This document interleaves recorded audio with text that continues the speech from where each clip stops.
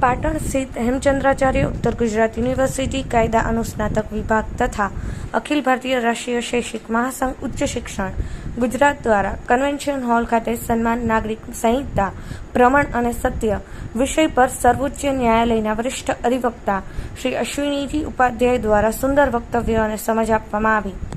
આ પ્રસંગે જણાવાયું હતું કે ભારત વિવિધતાઓથી ભરેલો દેશ છે। જાતિ ધર્મના આધારે અલગ અલગ કાયદા જોવા મળે છે। આ કારણોસર દેશમાં લાંબા સમયથી સમાન નાગરિક સંહિતાની માંગ કરવામાં આવી છે। સમાન દીવાની કાયદાની જોગવાઈ ભારતીય બંધારણના ભાગ 4 રાજ્યનીતિના માર્ગદર્શક સિદ્ધાંતોમાં अनुच्छेद 44 કરવામાં આવી છે। પરંતુ અત્યારે શિક્ષણ ધર્મ ભાષા સહિતની વિટંબણાઓમાં જો સમાન નાગરિક સંહિતા લાગુ કરવામાં આવે તો આ બધા રોગોની એક જ દવા છે। દેશની ઘણી બધી સમસ્યાઓનું નિરાકરણ આવી જાય। અમેરિકા, ચીન, જાપાન, સિંગાપોર, ફિનલેન્ડ સહિત ઘણા બધા દેશોમાં સમાન શિક્ષણ વ્યવસ્થા હોવાથી તેઓ પ્રગતિ કરી રહ્યા છે। તેમજ ભારતમાં પણ સૌને એક સમાન અભ્યાસક્રમ હોવો જોઈએ, ભલે તેની ભણવાની ભાષા જુદી હોય। સમાન નાગરિક સંહિતા દેશની વિવિધતાઓને એક કરશે, દેશની એકતા વધારવાનું પ્રેરક બળ બની રહેશે। તેનાથી જુદા જુદા ધર્મના લગ્નના કાયદાની જોગવાઈઓ એક રહેશે। મહિલાઓને સમાન સન્માન મળશે। કોઈ ધાર્મિકતાની આડમાં નાગરિકના મૂળભૂત હકનું હનન નહીં પરંતુ રક્ષણ થશે। તેમણે વધુમાં જણાવ્યું હતું કે સમાન નાગરિક સંહિતા ભારતીય સંવિધાનનો આત્મા છે। સંવિધાનનો મતલબ છે સૌના માટે એક વિધાન, પરંતુ દેશની આઝાદીના 75 વર્ષ બાદ પણ હિન્દુ માટે અલગ વિધાન, મુસ્લિમ માટે અલગ વિધાન, પારસી માટે અલગ વિધાન, ઈસાઈ માટે અલગ વિધાન, આમ પ્રત્યેક માટે અલગ વિધાન છે। પરંતુ જ્યારે દેશમાં એક જ સંહિતા લાગુ થાય તો તે ભારતની પરંપરા પર આધારિત હોવો જોઈએ। કાયદો એવો હોય જેનાથી વસુધૈવ કુટુંબકમની ભાવના વધે, નારી તું નારાયણની ભાવના વધે, બહેન બેટીનું સન્માન વધે, દેશની પ્રત્યેક બહેન બેટીની લગ્ન વ્યવસ્થા એક જ કાયદા અનુસાર રહે, તે પણ સન્માન મિલકત ધારણ કરનારી બને, વસિયતનો અધિકાર પ્રાપ્ત કરે અને કુર્તીઓ બંધ થાય, બાળ લગ્ન બંધ થશે, એક દેશ એક વિધાન બનશે તો બધા જ ધર્મના પર્સનલ લો પણ એક રહેશે। પ્રત્યેક નાગરિકનો શિક્ષણનો અધિકાર એક રહેશે। ક્લાર્કથી લઈ કલેક્ટર અને મંજૂરથી લઈ મલિકનો દીકરો કે દીકરી એક જ શિક્ષણ મેળવતા થશે। જ્યારે દેશમાં 12મા ધોરણ પછી ડોક્ટર બનવા એક જ પરીક્ષા હોય, ઓફિસર માટે સમાન પરીક્ષા હોય, સૈનિક NDA એક જ હોય, તો એક સમાન શિક્ષણ કેમ ના હોય? દરેક રાજ્યની ભાષા પ્રમાણે હોય તો આવી વ્યવસ્થા કરવી જોઈએ। આ પ્રસંગે યુનિવર્સિટીના કુલપતિ ડોક્ટર રોહિતભાઈ દેસાઈએ જણાવ્યું હતું કે દેશમાં નવી શિક્ષણ નીતિ લાગુ થઈ રહી છે, તેમ હવે જો નાગરિક સંહિતા પણ લાગુ થશે તો ભારતનો યુવા પોતાના અધિકારોને લઈ નિશ્ચિંત બનશે। ભારતની સંસ્કૃતિ, શિક્ષણ વ્યવસ્થા, તેની પરંપરાઓ ઉચ્ચ રીતે પ્રત્યેક નાગરિક સમજતો થશે અને ભારતમાં નવી સંસ્કૃતિ ક્રાંતિ લાવનારો રહેશે। પરંતુ તેની જ ભ્રમણાઓ છે તે અંગેનું સત્ય આજે લોકો સમક્ષ મુકાયું છે। આ પ્રસંગે અખિલ ભારતીય રાષ્ટ્રીય શૈક્ષિક મહાસંઘના ઉપાધ્યક્ષ Balram Chavda, registrar doctor KK Patel, કાયદા વિભાગના અધ્યક્ષ ડોક્ટર સ્મિતા વ્યાસ, કારોબારી સભ્ય, વિવિધ વિભાગના અધ્યક્ષશ્રીઓ, અધ્યાપકશ્રીઓ, વિદ્યાર્થીઓ અને પ્રબુદ્ધ નાગરિકો ઉપસ્થિત રહ્યા હતા। विजयकुमार बी पटेल, वडियार। वहां उसने अटैक किया KK नरेश पे, वहां परास्त कर दिया। KK नरेश ने मदद मांगी अयोध्या नरेश से, तब तो राम जी छोटे थे। राजा दशरथ अपनी सेना लेके उनको मदद के लिए पहुंचे। रावण ने राजा दशरथ को भी घायल कर दिया। KK नरेश के सेनापति को मार दिया, राजा दशरथ जी को घायल कर दिया। जब सेना हारने लगी तो रानी कैकेयी ने सेनापति का काम किया था। अगर रानी कैकेयी को केवल शास्त्र आता होता, शस्त्र चलाना नहीं होता, तो सेना को लीड कैसे करती? और फिर रावण से दशरथ जी को कैकेयी ने बचाया, इसलिए बाद में वो विवाह हुआ। हमें नहीं पता। ऐसे ही बहुत सारे एग्जाम्पल है, बहुत सारे एग्जाम्पल है। एक और झूठी कहानी कि पहले सेना में केवल क्षत्रिय जाते थे। जरासंध का नाम सुना आपने? एकलव्य का नाम जरूर सुना होगा, क्योंकि वामपंथियों ने एकलव्य के बारे में बहुत झूठा प्रचार किया।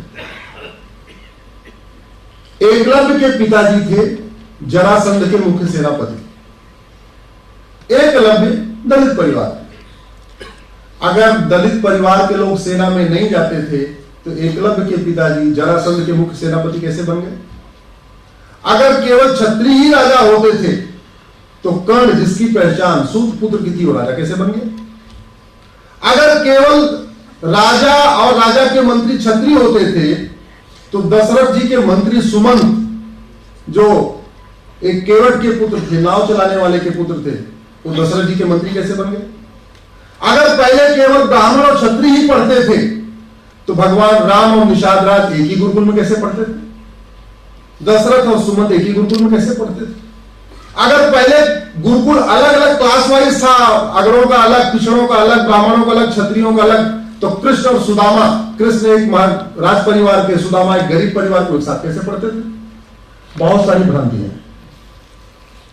भ्रांतियां हैं, लेकिन सारी भ्रांतियों पर चर्चा करने का समय नहीं है। इसलिए आज मैं दो विषय को टच करना चाहता हूं। वैसे विषय तो एक ही है, समान नागरिक संहिता, लेकिन अगर आप लोग सुनने के इच्छुक हैं तो एक विषय मैं अपनी तरफ से समान शिक्षा भी ले लेता हूं। समान नागरिक संहिता भारतीय संविधान की आत्मा है। संविधान का मतलब होता है सबके लिए एक विधान, लेकिन आजादी के 75 साल बाद भी आज की हिंदू के लिए अलग विधान चल रहा है, मुस्लिम का अलग विधान चल रहा है, पारसी का अलग विधान चल रहा है, ईसाई का अलग विधान चल रहा है। इसलिए देश में एक समान नागरिक संहिता हो, एक देश एक संहिता हो, और वो जो कानून होना चाहिए वो भारतीय परंपराओं के अनुसार होना चाहिए। कानून ऐसा हो जिससे वसुधैव कुटुंबकम की भावना बढ़े, नारी तू नारायणी का भावना बढ़े, बहन बेटियों का सम्मान बढ़े। देश की सभी बहन बेटियों की शादी विवाह का जो डिवोर्स, अगर तलाक हो रहा है तो एक तरीके से हो। देश की सभी बहन बेटियों को प्रॉपर्टी का इक्वल राइट मिले, विरासत का एक समान अधिकार मिले, वसीयत का एक समान अधिकार मिले। और जो कुरीतियां चल रही हैं, चाहे वो हलाला हो या मुता हो या मिस्यार हो या चार शादी हो, ये बंद होना चाहिए, बाल विवाह बंद होना चाहिए। इसलिए मैं एक देश एक विधान के लिए जन जागरण कर रहा हूँ और आशा करता हूँ कि बहुत जल्दी ही देश में एक देश एक विधान होगा। जितने पर्सनल लॉ चल रहे हैं, चाहे वो हिंदू का हो या मुस्लिम का हो या पारसी का हो या ईसाई का हो, ये सब खत्म होगा और सबके लिए एक समान विधान जल्दी आएगा। समान शिक्षा बहुत ज़रूरी है। अभी जो वर्तमान शिक्षा है ये गरीब अमीर में भेदभाव पैदा कर रही है। मिडिल क्लास के बच्चे अलग किताब पढ़ते हैं, अपर क्लास के बच्चे अलग किताब पढ़ते हैं, जो गाँव में किसान मजदूर के बच्चे अलग किताब पढ़ते हैं। हमारा ये कहना है वन नेशन वन सिलेबस होना चाहिए, one nation one education board होना चाहिए। टीचर का बच्चा और शिक्षा मंत्री का बच्चा दोनों की एक किताब होना चाहिए। क्लर्क और कलेक्टर के बच्चे एक साथ पढ़ें, कप्तान और हवलदार के बच्चे एक साथ एक जैसी किताब पढ़ें। देश में मजदूर हो या मालिक, सबके बच्चों की एक किताब हो। इसलिए एक समान शिक्षा जरूरी है और संविधान भी यही कहता है। जब इस देश में सारे कॉम्पिटिटिव एग्जाम का कॉमन एग्जामिनेशन हो रहा है, सबका पेपर एक हो रहा है, तो सिलेबस भी सबका एक होना चाहिए। गुजरात वाले गुजराती में पढ़े, महाराष्ट्र वाले मराठी में पढ़े, यूपी बिहार वाले हिंदी में पढ़े, लेकिन सिलेबस और करिकुलम एक होना चाहिए। से हेमचंद्राचार्य उत्तर गुजरात यूनिवर्सिटी में लो फैकल्टी અને અખિલ ભારતીય રાષ્ટ્રીય શૈક્ષિક મહાસંઘ ઉચ્ચ શિક્ષા વર્ગ અંતર્ગત એક વર્કશોપનું આયોજન કરવામાં આવેલું હતું। આજના વર્તમાન પરિસ્થિતિમાં સમાન સિવિલ કોડ અંગે જુદા જુદા મત મંતાંતરો પ્રવર્તે છે, તે અંગે દિલ્હી સુપ્રીમ કોર્ટના वकील श्री अश्विनी जी उपाध्याय जी ये मुख्य के नोट स्पीकर तरीके उपस्थित रहा था।